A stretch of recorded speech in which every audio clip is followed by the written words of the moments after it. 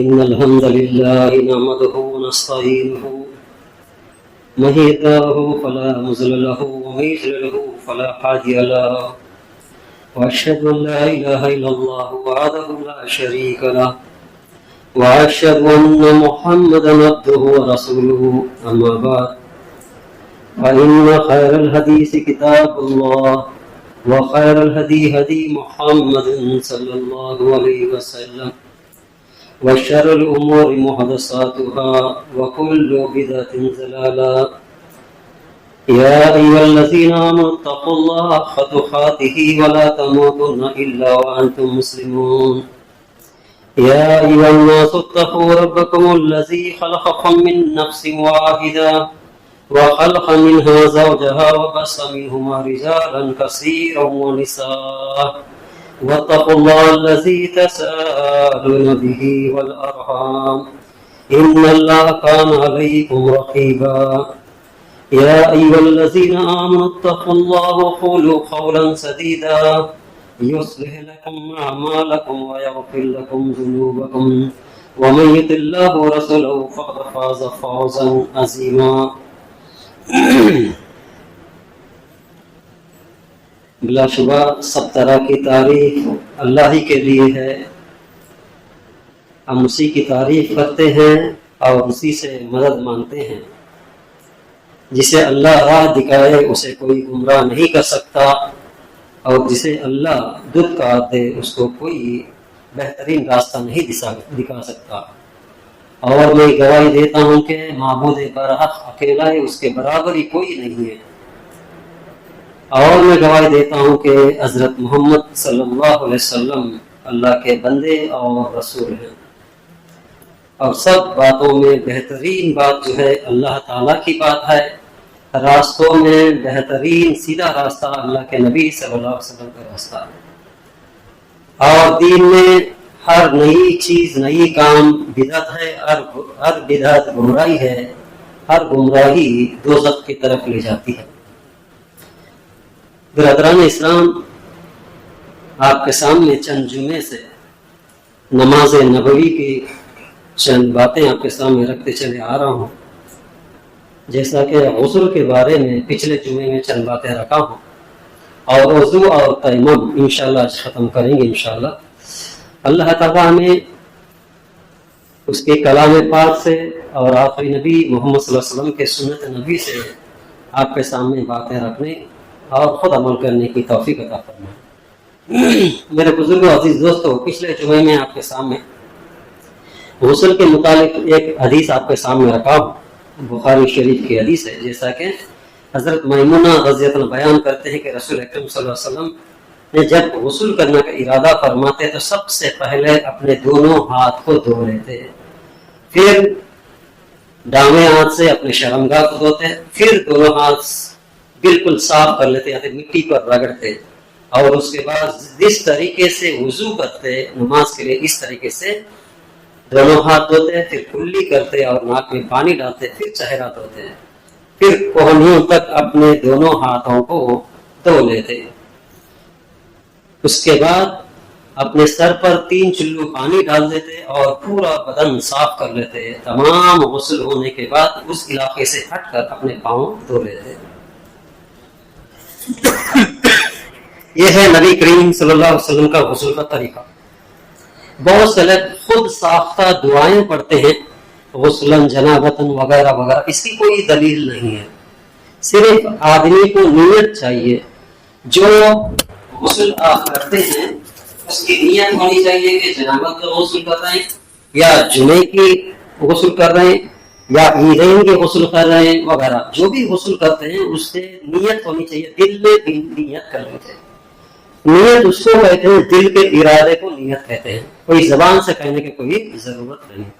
یہ ہے غسل کے بارے میں. اور دیگر غسل یعنی غسل جنابت کے بعد ان احوال کا ذکر کیا جاتا ہے جن میں غسل کرنا واجب اور مسنون اور مستحب ہو جاتی ہے. جیسے کہ جمعے کے دن کی غسل.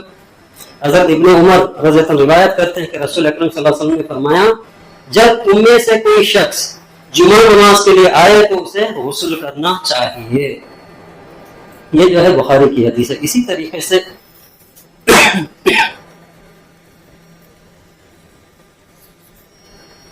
حضرت ابو سعید خدری رضی اللہ عنہ کہتے ہیں کہ رسول اکرم صلی اللہ علیہ وسلم نے فرمایا جمعے کے دن ہر بالغ مسلمان پر نہانا واجب ہے، یہ بھی بخاری کی حدیث ہے۔ اسی طریقے سے اگر کسی نے کوئی میت کو غسل دیتا ہے تو میت کو غسل دینا بھی ایسا ہی جیسا ہم لوگ غسل کرتے ہیں، یعنی پہلے اس کے ہاتھوں دھوئے، پھر اس کا دامے اپنے ہاتھ سے ہاتھ میں گلوز پہن کر کے اس کی شرمگاہ کو اچھی طرح سے دھوئے۔ میت کو سلانے کے بعد میں اپنے دامے ہاتھ کو گلوز پہنے اور اس کی شرمگاہ کو اچھی طرح سے دامے ہاتھ اچھا سے دھو دے، اس کے بعد میں اپنے ہاتھوں کو دھو لے، پھر اس کی ہاتھ بسم اللہ کر کے شروع کرے اور ہاتھ دھو دے اور تھوڑا سا کلی اور ناک صاف کر دے اور چہرہ دھو دے، اور جس طریقے سے ہم لوگ وضو کرتے ہیں اسی طریقے سے دونوں ہاتھوں کو کونیوں تک اور سر کا مسا کان بھی صاف کرے اور پانی ڈال دے پورا کر کے اس کو صاف ستھرا کر دے۔ اگر کسی نے میت کو غسل دیتے وقت اگر کوئی گندگی اس پر گر جانے کا کوئی شک و شبہ ہو تو وہ بھی غسل کر لے، جو نلاتا ہے وہ بھی غسل کر سکتا ہے۔ اگر کوئی گندگی نہیں ہے تو وہ غسل کرنا اس کے اوپر واجب لازم نہیں ہے، کرنا بہتر ہے۔ جیسا کہ حضرت ابن عباس روایت کرتے ہیں کہ رسول اکرم صلی اللہ علیہ وسلم نے فرمایا تم پر میت کا غسل ہے تو کوئی غسل واجب نہیں ہے، کیونکہ تمہاری میت طاہر ہوتی ہے، یعنی پاک ہوتی ہے، نجس نہیں، لہذا تمہیں ہاتھ دھو لینا ہی تمہارے لیے کافی ہے۔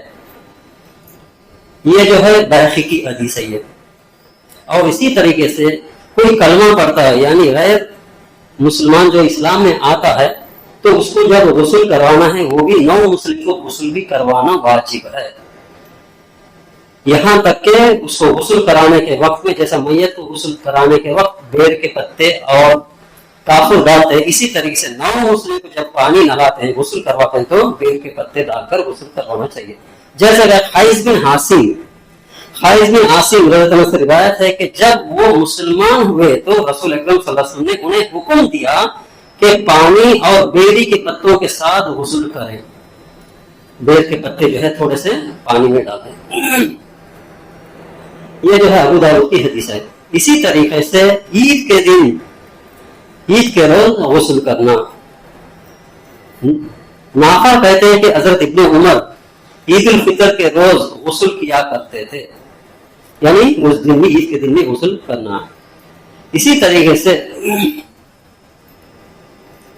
احرام کا غسل، یعنی جو عمرہ کرنے جاتے یا حج کرنے جاتے وہ لوگ بھی احرام باندھنے سے پہلے وہ غسل کر لے اور اپنے بدن کو پورا خوشبو بھی لگا سکتے۔ احرام باندھنے کے بعد غسل کے اوپر میں جو احرام کے کپڑے کے اوپر میں نہ لگائیں، پہلے ہی لگا لیں، جب غسل ہو جاتا ہونے کے بعد میں عطر وغیرہ جو بھی ہے بدن کو لگا دے۔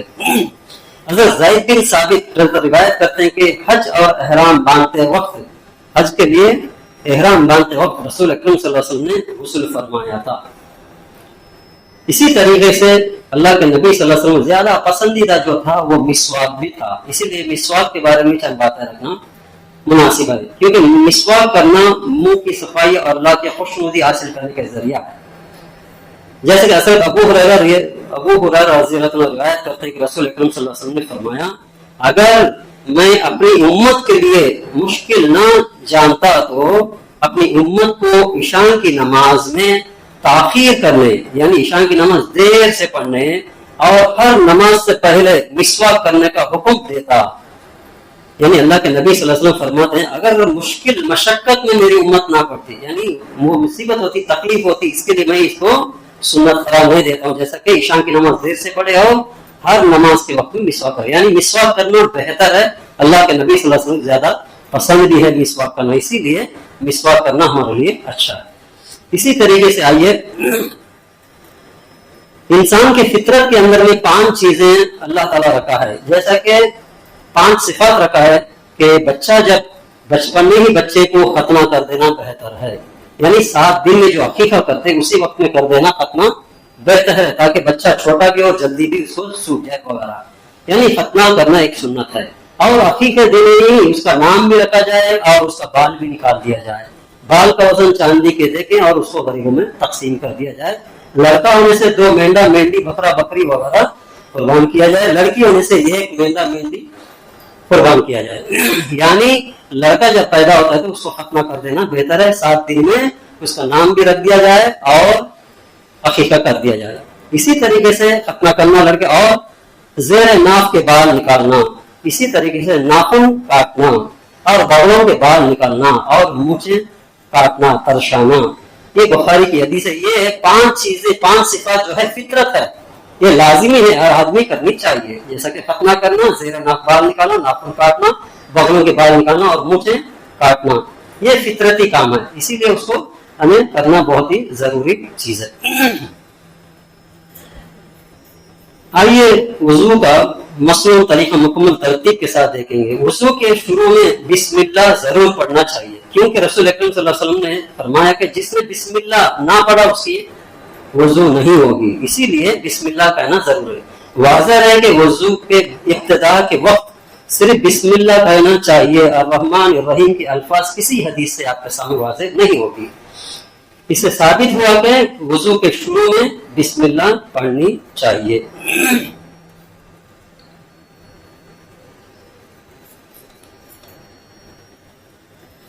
نبی کریم صلی اللہ علیہ وسلم نے فرمایا جو شخص وضو کے شروع میں اللہ کا نام نہیں لیتا اس کا وضو نہیں ہوا. اور جگہ فرمایا رسول اکرم صلی اللہ علیہ وسلم نے, آپ صلی اللہ علیہ وسلم سیدھے ہاتھ کی طرف سے, دائیں ہاتھ کی طرف سے شروع کرتے. جو بھی آپ صلی اللہ علیہ وسلم عمل کرتے اچھے کام, جیسے کہ جوتی پہننا, کنگھائی کرنا, طہارت کرنے سے, اور غرض تمام کاموں میں طہارت کے لیے جب آتے تو اس وقت دائیں طرف سے شروع کرنا پسند فرمایا کرتے. جو بھی اچھی کام ہے تو اللہ کے نبی صلی اللہ علیہ وسلم سیدھے ہاتھ کی طرف سے شروع کرتے. پھر دونوں ہاتھ انگلیوں تک 3 بار دھوئیں, یعنی بسم اللہ کا ہے, پھر ہاتھوں کو دھوئیں. ہاتھوں کو دھوتے وقت یا ہاتھوں کے انگلیوں کے درمیان خلال کریں. پھر ایک چلو لے کر آدھی سے کلی کریں اور آدھا سے ناک میں پانی ڈالیں اور ناک جھاڑیں اور صاف ستھرا کریں. ایسا 3 مرتبہ کریں. پھر 3 بار منہ دھوئیں. 3 بار چہرے کو دھوئیں اور پھر ایک چلو لے کر پھر اپنی ٹوٹی کے نیچے داخل کریں اور داڑھی کا خلال کریں. داڑھی گرم ہو تو پانی لے کر کے اس کو خلال کرنا چاہیے. پھر دایاں ہاتھ کہنیوں تک 3 بار دھوئیں. پھر بایاں ہاتھ کہنیوں تک 3 بار دھوئیں. پھر سر کا مسح کریں. دونوں ہاتھ سر کے اگلی حصے سے شروع کر کے گھٹی تک پیچھے لے جائیں. پھر پیچھے سے آگے اسی جگہ لے آئیں جہاں سے مسح شروع کیا تھا, یعنی پیشانی تک لے آئیں ایک بار. پھر اپنے سر کا ایک دفعہ مسح کیا. پھر دونوں کانوں کا مسح اس طرح کریں کہ شہادت کی انگلیوں دونوں کانوں کے سوراخوں سے گزار کر کانوں کے پشت پر انگوٹھے کے ساتھ مسح کریں. اسی طریقے سے پھر دایاں پاؤں ٹخنوں تک 3 بار دھوئیں اور بایاں پاؤں بھی ٹخنوں تک 3 بار دھوئیں. جب وضو کریں تو ہاتھ اور پاؤں کی انگلیوں کا خلال بھی کریں اس وقت. یہ ہے وضو کا طریقہ.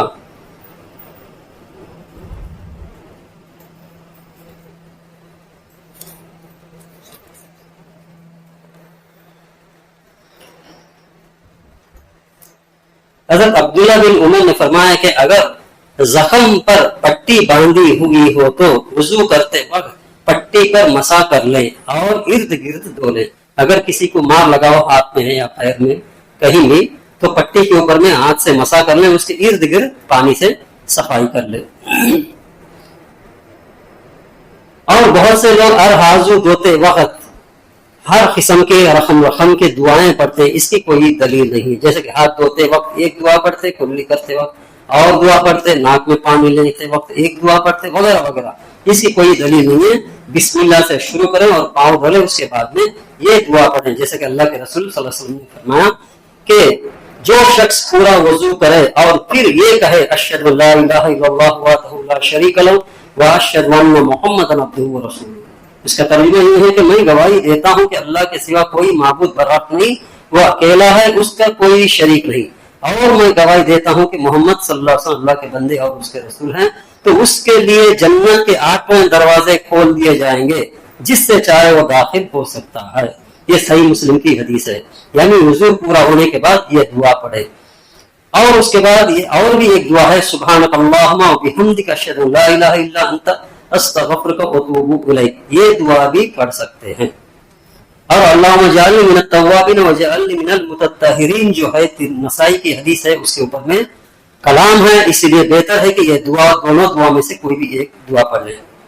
वजू की खुद साख्ता दुआएं बहुत से लोगों ने लिखा है, इसमें कोई दलील नहीं है, इसीलिए कोई और दुआएं की कोई दलील हमारे पास नहीं है। वजू के दीगर और भी बहुत से बातें हैं, जैसा कि इमाम नववी फरमाते हैं वजू के आजू 2-2 बार, 1-1 बार और 3-3 बार धोने का भी नबी करीम सल्लल्लाहु अलैहि वसल्लम का और सहाबा करम का अमल है। यानी समझ लीजिए कि हमने वजू किया, गुस्ल करने के बाद भी वजू का जरूरत पड़ा तो उस वक्त में 1-1 बार भी कर सकते हैं। जैसा कि गुस्ल करने के बाद अगर अपने हाथों को ना लगे, यानी अपनी शर्मगाह को ना लगे डायरेक्ट, यानी कपड़े के बगैर, तो वो कपड़ा के बगैर अगर हाथ लगे तो उसको वजू करना लाजिम है। अगर कपड़े के ऊपर से हाथ लगे तो उसको दोबारा वजू करने का कोई नहीं है। अमल 3-3 बार भी कर सकते हैं। इब्ने हज़म फरमाते हैं कि सब उलमा के इत्तेफाक है कि आज़ू का 1-1 बार भी धोना जायज है। एक अरबी ने रसूल अकरम सल्लल्लाहु अलैहि वसल्लम की खिदमत में हाजिर होकर वजू की कैफियत दरियाफत की, तो आप सल्लल्लाहु अलैहि वसल्लम ने उसे आज़ू धोने का 3-3 बार धोना सिखाया और फरमाया इसी तरह कामिल वजू है। फिर जो शख्स इसे 3-3 बार धोए फिर ज्यादा कर ले, बस ताखीक उसने तर्क सुन्नत की, यानी 3 बार से ज्यादा धोना सुन्नत नबी के खिलाफ है, ऐसा नहीं करनी चाहिए। और मसनून वजू करने से इंसान के गुनाह बख्श दिए जाते हैं, जैसे कि अल्लाह के रसूल सल्लल्लाहु अलैहि वसल्लम ने फरमाया जिस वक्त बंदा मोमिन वजू शुरू करता है तो फिर वो कुल्ली करता है तो उसके मुंह के गुनाह निकल जाते हैं और झड़ जाते हैं। फिर जब वक्त नाक झाड़ता है उसके नाक के गुनाह निकल जाते हैं।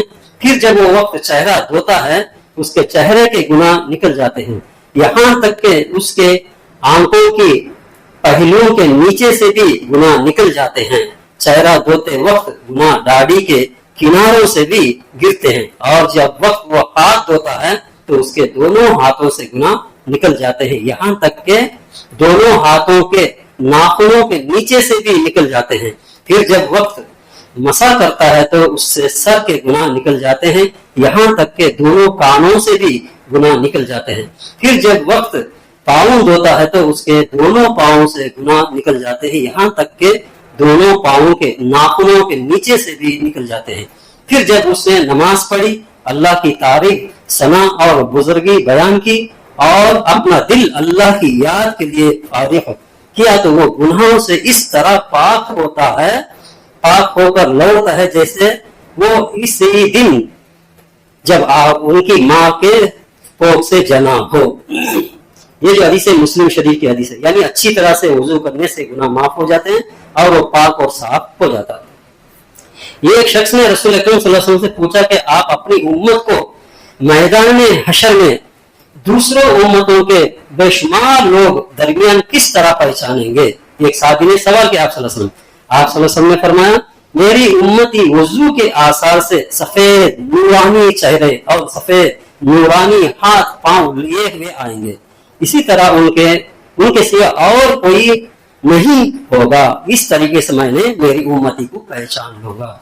यानी वजू के जो आजू चमकते हैं उस दिन, उस चमक से अल्लाह के नबी सल्लल्लाहु अलैहि वसल्लम पहचान लेते हैं।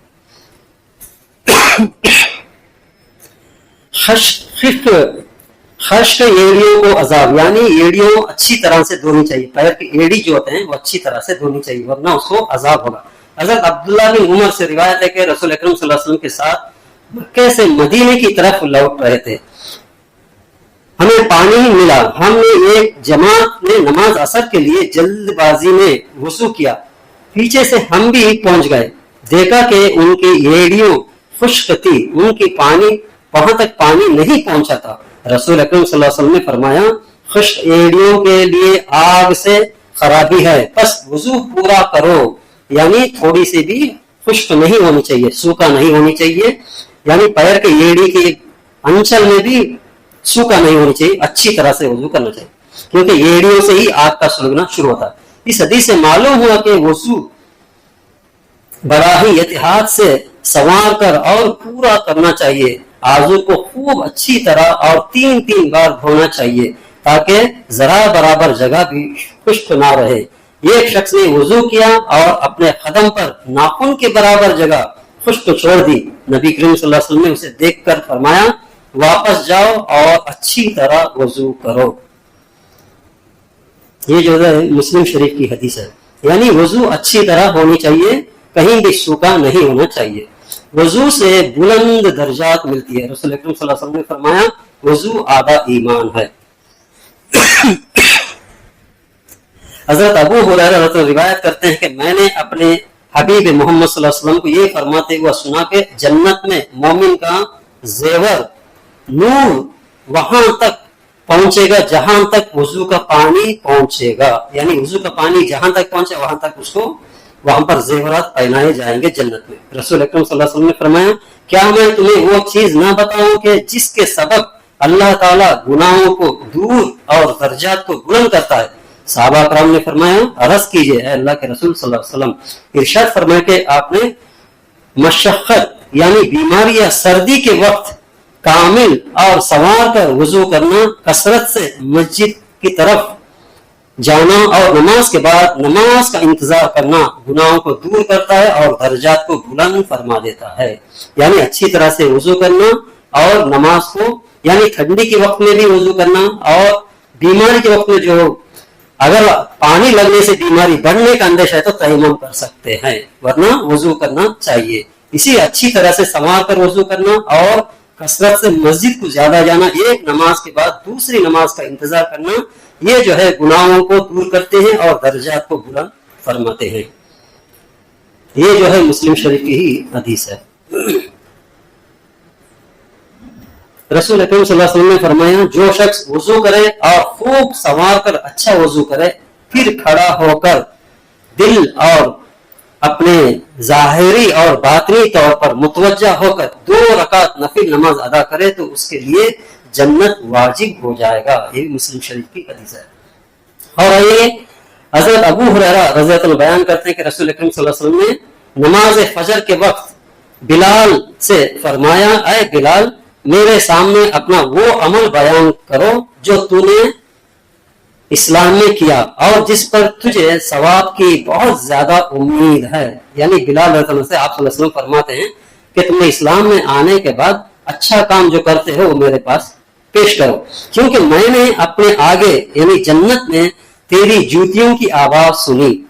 तो बिलाल रज़ियल्लाहु अन्हु ने फरमाया कि मेरे नजदीक जिस अमल पर मुझे सवाब की बहुत ज्यादा उम्मीद है वो ये है कि मैंने रात या दिन में जब भी वजू किया तो उस वजू के साथ जिस कदर नफिल नमाज मेरे मुकद्दर में थी जरूर पढ़ता हूँ। यानी हर वजू करने के बाद मैंने 2 रकात नफिल नमाज पढ़ लेता हूँ। ये अमल बहुत बेहतर है। यानी हर वजू के बाद में हजरत बिलाल की खुसूसियत थे तो उन्होंने हर वजू के बाद नमाज पढ़ते थे और एक वजू के कई नमाजें पढ़ सकते हैं। हजरत बरीदा रज़ियत रिवायत करते हैं कि फतह मक्के के दिन रसूल अकरम सल्लल्लाहु अलैहि वसल्लम कई नमाजें एक वजू से पढ़ी और मौज़ों पर भी मसा भी किया। हजरत उमर ने अर्ज किया अल्लाह के रसूल आज के दिन आपने वो काम किया जो आप पहले नहीं किया करते थे। आपने फरमाया आए उमर मैंने ऐसा जानबूझकर किया ताकि लोगों को ये एक वजू से कई नमाजें पढ़ने का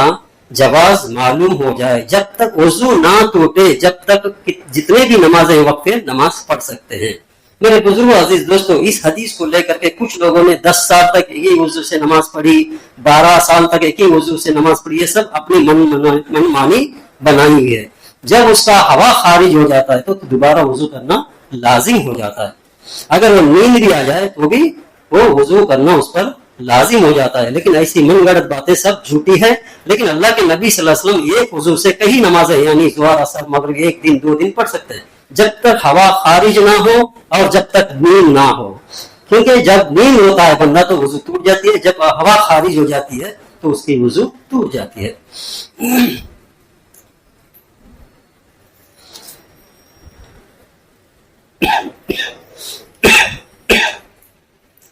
हजरत इब्न उमर रज़ियल्लाहु रिवायत करते हैं कि रसूल अकरम सल्लल्लाहु अलैहि वसल्लम ने फरमाया वजू के बगैर नमाज कबूल नहीं होती। हजरत अबू हुरैरा की रिवायत है कि रसूल सल्लल्लाहु अलैहि वसल्लम ने फरमाया जिस शख्स का वजू टूट जाए जब तक कि वो वजू ना करे तो अल्लाह ताला उसकी नमाज कबूल नहीं फरमाएगा। جیسا کہ اس کے پہلے میں نے آپ کے سامنے رکھا ہوں، مزید خارج ہونے سے وضو یعنی وضو کرنا اس کے لیے ضرور۔ حضرت مقدار نے رسول اللہ صلی اللہ علیہ وسلم سے دریافت کیا کہ مزید خارج ہونے سے غسل واجب ہوتا ہے یا نہیں، تو آپ صلی اللہ علیہ وسلم نے فرمایا مزید خارج ہونے سے غسل واجب نہیں ہوتا، اپنا عضو مخصوص دھو لے اور وضو کر لے۔ اسی طریقے سے شرمگاہ کو ہاتھ لگانے سے وضو، نبی کریم صلی اللہ علیہ وسلم نے فرمایا جو شخص شرمگاہ کو ہاتھ لگایا پس وہ وضو کرے، یعنی بغیر کپڑے کا اپنا ہاتھ لگ جائے تو وہ وضو اس کے اوپر لازم ہو جاتا ہے، وضو کرنا چاہیے۔ اگر کپڑے کے اوپر سے اگر ہاتھ لگتا ہے تو اس میں کوئی مواخذہ نہیں ہے۔ اسی طریقے سے نیند سے وضو ٹوٹ جاتا ہے۔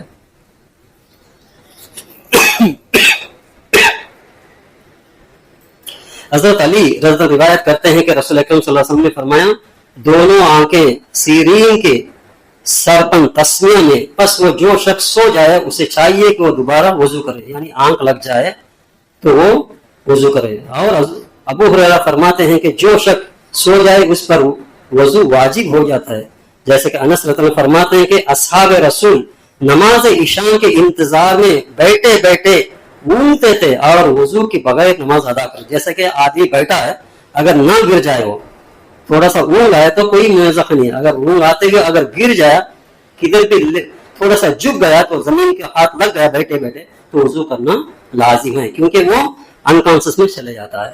تھوڑا سا بیٹھا ہوا تھوڑا اونگ آیا اونگ گیا تو وہ الگ چیز ہے۔ صحابہ کرام عشاء کے انتظار میں ایسے ہی بیٹھتے تھے، تھوڑا اونگ آتے ہی اڑ جاتے تھے، لیکن نیچے جب گرتا بندہ تو وضو کرنا اس پر لازم ہو جاتا ہے۔ اسی طریقے سے ہوا خارج ہونے سے بھی وضو ٹوٹ جاتا ہے، اس کو وضو کرنا چاہیے۔ رسول اکرم صلی اللہ علیہ وسلم نے سنا ہے کہ ایک شخص کی حالت ہے بیان کی جب خیال آیا کہ نماز میں اس کی ہوا خارج ہوئی، نماز کے اندر اس کی ہوا خارج ہوئی، تو آپ صلی اللہ علیہ وسلم نے فرمایا نماز اس وقت تک نہ توڑے جب تک ہوا نکلے، آواز سن لے یا اس کی بدبو محسوس ہو، یا تو آواز آئے یا تو بدبو آئے، ورنہ شیطان ایسا ولولاتا ہے لیکن اس میں کوئی موقع نہیں ہے۔ اگر آواز بھی آ جائے یا اس کو معلوم ہو جائے کہ خارج ہو گیا ہوا تو وہ فوراً اس کو جا کر وضو کرنی چاہیے، جتنی رکعت پڑا ہے اتنی رکعت ہو جائے گی، اس کے بعد میں جتنی رکعت چھوٹ گئی اس کو دوبارہ پڑھنا پڑے گا۔ مثال کے طور پر امام صاحب کھڑے ہوئے ہیں، پیچھے سب کھڑی ہوئے، امام کی ہوا نکل گئی تو فوراً وہ اپنا ناک پکڑے پیچھے ہو جائے، جو اقامت دیا وہ آدمی کو آگے کر دے اور نکل جائے، وہ نماز کے باہر چلے جائے اور وضو کر کے آئے۔ یہ جو نماز پڑھاتے رہیں گے جتنی رکعت وہ پڑھا بعد میں ملے گا تو جتنی رکعت پڑھے گا، ورنہ وہ جتنی رکعت چھوٹ گیا وہ اپنا پڑھنا پڑے گا۔ اگر کوئی شخص پیچھے نماز میں کھڑا ہوا ہے، اس کے ہوا خارج ہو جائے 2 رکعت کے بعد، امام باقی 2 رکعت ختم کر دے تو آنے کے بعد میں باقی جو 2 رکعت ہے اس کو پڑھنا پڑے گا۔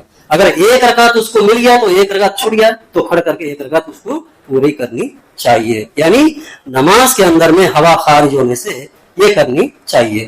یہ بہت سے نازک کی مسئلے لیکن بہت سے لوگوں کو نہیں معلوم، اسی لیے آپ کے سامنے رکھنے کے لیے کوشش کر رہا ہوں۔ اللہ تعالیٰ ہم سب کو اس باتوں پر غور و فکر کرتے ہوئے عمل کرنے کی توفیق عطا فرمائے۔ آخر کار ایک بات آپ کے سامنے رکھ کے میں ختم کر دیتا ہوں، کیونکہ غسل وضو اور تیمم ختم ہو جاتا ہے۔ تو تیمم کے بارے میں ایک ہے کہ تیمم کا طریقہ حضرت عمار حضرت بیان کرتے ہیں کہ وہ سفر کی حالت میں جنبی ہو گئے اور پانی نہ ملنے کی وجہ سے خاک پر لوٹے اور نماز پڑھ لی، پھر سفر سے آ کر یہ حال رسول اکرم صلی اللہ علیہ وسلم کے سامنے بیان کیا تو آپ صلی اللہ علیہ وسلم نے فرمایا تمہارے لیے صرف یہی کافی تھا، اور پھر نبی کریم صلی اللہ علیہ وسلم نے دونوں ہاتھ زمین پر مارا اور ان پر پھونک مارا، پھر ان کے ساتھ اپنے منہ اور دونوں ہاتھ پر مسح کیا، یعنی الٹے ہاتھ سیدھے ہاتھ پر اور سیدھے ہاتھ پر الٹے ہاتھ سے مسح کیا، پھر دونوں ہاتھوں سے چہرہ مسح کر لیا، اس کا تیمم ہو جائے گا۔ ایک بار زمین پر مارے بسم اللہ کر کے اس کو پھونک دے، مٹی کو دونوں ہاتھ سے جھاڑ دے اور دونوں ہاتھ سے الٹا صاف کر لے اور وہی ہاتھوں سے چہرہ جو صاف کر لے اور ہاتھوں کو دھو لے، بس اس کا تیمم ہو جائے گا۔ بہت سے لوگ وضو کچھ ایسا کرتے ہیں، مٹی مارتے ہیں پھر کرتے ہیں اور انگلی کرتے اور ناک کرتے، یہ سب کچھ نہیں ہے تیمم کے اندر میں، ایسا نہیں ہے۔ بسم اللہ کر ایک بار مارے، اس کو پھونک مار دے اور دونوں ہاتھوں کا مسح کر لے، پھر کونیوں تک مسح کر لے اور چہرہ مسح کر لے، اس کا تیمم ہو جائے گا۔